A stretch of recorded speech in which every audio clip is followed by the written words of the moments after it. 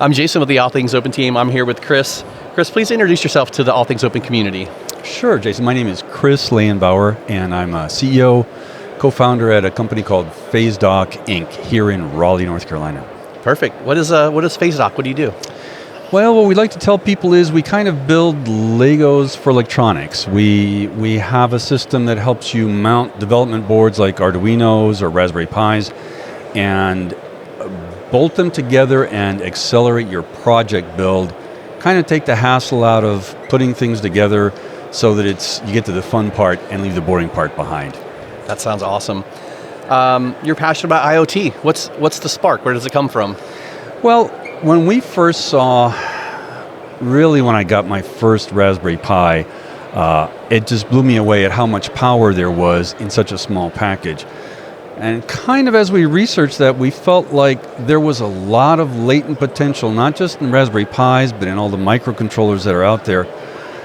And we really felt that it wasn't being exploited to the fullest. And what was holding it back, in large part, we felt was a way to put all the components together and build projects more easily, protect them, move them around, accelerate the prototyping process. And that's really kind of what spurred us to start the company, and we feel like unleashing all that potential is what unleashes the innovation that all these wonderful people are here for at ATO. Got it.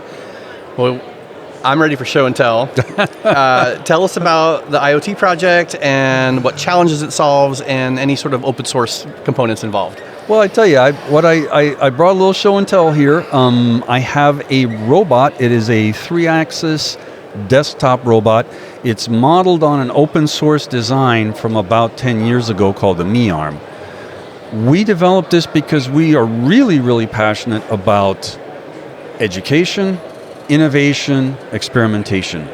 So this looks like a toy, but it actually is a little scaled down industrial robot that fits on a desktop. And we use it extensively for teaching middle schoolers and high schoolers real engineering topics, real engineering tools. So they learn about microcontrollers, physics, programming, and they learn a lot about sensors, which is really the heart of the entire IoT infrastructure, right? Yeah.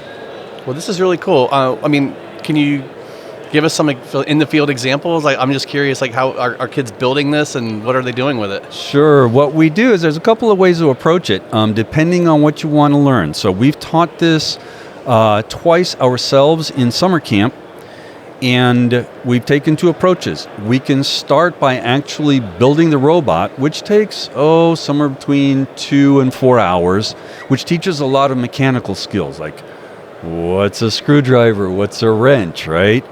So, and once you've done that, then we connect it to the electronics.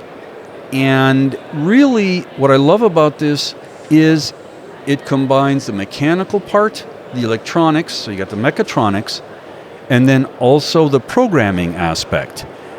So we have multiple control paradigms for the robot. We can control it with a PS4.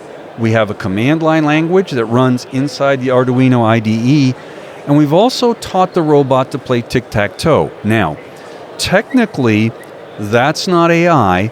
We know it's a deterministic algorithm, but it does start to show young students, how do you get a computer to do really complex human-like actions? And so we kind of take them from 0 to, maybe 45 or 60 miles an hour in the course of a week. That's really cool. It looks, man, if I could have grown up with some of this stuff, Look, I'll tell you, I can keep kids engaged for 20, 30 hours over the course of a week with this thing. They really, really latch onto this. We're super happy with that. Well, the most important question is, does it keep them off their phone and their device? It does. I mean, they're really, I'll just tell you this. I knew I had the kids hooked the first time I taught this. By about Wednesday, I had kids saying to me, "Hey, Mr. Chris, can I work on my robot over lunch?" I'm like, knock yourself out, Skip. Perfect.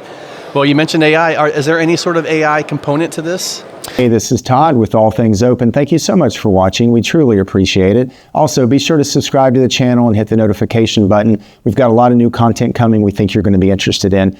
One final favor, be sure to go to allthingsopen.org, allthingsopen.org to see everything that we do. Back to the video. We are moving along a roadmap to add machine vision and machine learning to this guy, so that you can actually, we can add an ESP32 cam to this little guy on the front. That's what we use to drive it right now. So there would be two ESP32s, teach it machine vision. So in theory, we could put this thing on wheels, send it into a room and tell it, hey, find me all the yellow blocks, pick them up and put them over here, and then go back and find all the red blocks and put them over there. That's pretty advanced stuff for what's actually a very cost-effective, simple little robot. That's really, really amazing. I want to end with, do you have any tips, best practices, or new tools that you're using that we can share with the All Things Open community? You know, probably what I would say there is actually more of an ask. So I'll just tell you how we approach open source. We are open sourcing the curriculum that we wrap around this, because that's a huge part of this, right? So you got the mechatronics and you got the software, but you really have to have the curriculum to teach it, to unpack the learning potential. So we're open sourcing that, we're open sourcing the code, and really we're thinking about open sourcing the hardware. And when we first attended ATO last year, that was one of the things we were looking for, is how does the hardware side work into this? So I would actually say to folks, hey, if they're listening now and they're here, come down. We're exhibiting at IoT Demo Night down there. Talk to us about how your experiences with open sourcing hardware in an environment like this. I'd like to learn from that, actually. All right. Well, Chris, is there anything else you want to add? No, I love All Things Open. We love Riot, and we're just happy to be here. Thank you very much for having me, Jason. Right. Chris, thanks for your time today. I really appreciate it. Appreciate it. Thanks.